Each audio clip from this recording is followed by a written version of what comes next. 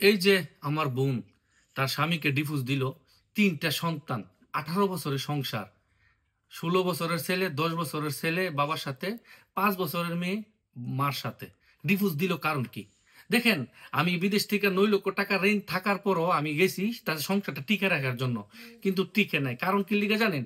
কারণ হইছে আমার বোন জীবনে একটা পানও খাইছে না। তারে তারে বলতেছে যে তুই যদি এগুলা না খাস, তোর মাথার ব্রেন বাড়বো না, তুই নর্মাল হইবি না, তুই সংসার সম্পর্কে বুঝবি না। এই জন্যে তুই প্রত্যেক দিন সকালে ৫-৬টা, বিকালে ৫-৬টা খাবি, বা ওই যেগুলা নিষিদ্ধ ওইগুলা খাইতে হইব। আপনারা তো বুঝেন, আমি ওগুলা নাম বলতে পারতেছি না, হয়তো আমার ফেসবুকের মনিটাইজেশনের সমস্যা এই জন্য।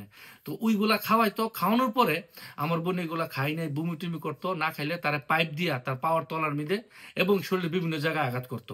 তো এক পর্যায়ে আমার বোন যখন যেদিনকে তার সাথে সর্দারা মাতাব্বর দুপক্ষের গার্জিয়ান বসে তার কাছে দেই, ওই দিনকে থেকে তার প্রতি শুরু হয় দিনের পর দিন এগুলো অত্যাচার।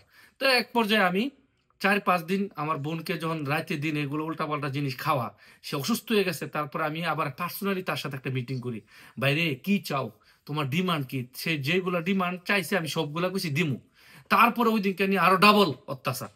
এক পর্যায়ে আমার বোনকে হসপিটাল নিয়ে গেলাম এবং আমার বোন বলতেছে যে ভাই আমি আর এখানে যাবো না, গেলে আমারে সেইগুলা খাওয়াইতে খাওয়াইতে মারি লেব।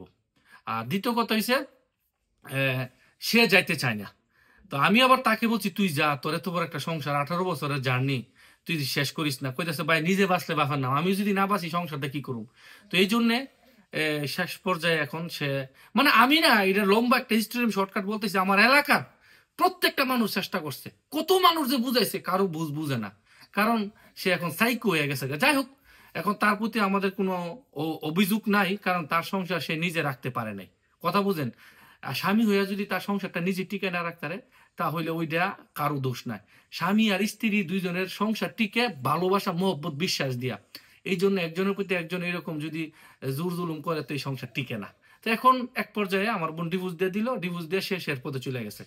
আর এখন আর বাইগনা বাইগনি তার বাবার সাথে আছে, তার পথে তারা, তাদের মধ্যে আর কোনো যোগাযোগ থাকবে না, সম্পর্ক থাকবে না।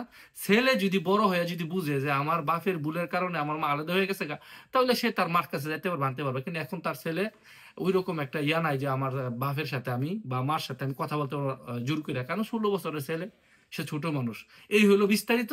আরেকটা কথা বলবেন, আমি হাজার চেষ্টা করছি ভাই, আল্লাহর কসম করে আমি চাই নাই, কিন্তু আমার বোনে বলতেছে যে আমি গেলে আর ফিরে আসবো না, 2 থেকে 3 দিন, তারপরে আমি আল্লাহর কাছে চলে যাবো। তো আমি চাই নাই সে না ফেরার দেশে চলে যাক, এই জন্য আমি কিছু যাক, সমস্যা না। আমরা, আমার মা, আমি, আমাদের 14 গোষ্ঠী তারা বুঝাইছে, কিন্তু বলতেছে আমি আর ওইগুলা খাইতে পারবো না, যেগুলা খাওয়া নিষেধ।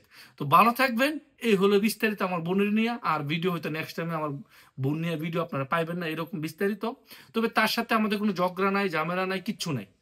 বোন এবং বোন জামাই তারা আলাদা আছে, আলাদাই জীবনযাপন করুক। সে তার মতো থাকুক, আমার বোন আমার মধ্যে তার মধ্যে থাকুক, আমি আমার মধ্যে থাকি। এই হলো কাহিনী। ভালো থাকবেন। আসসালামু আলাইকুম।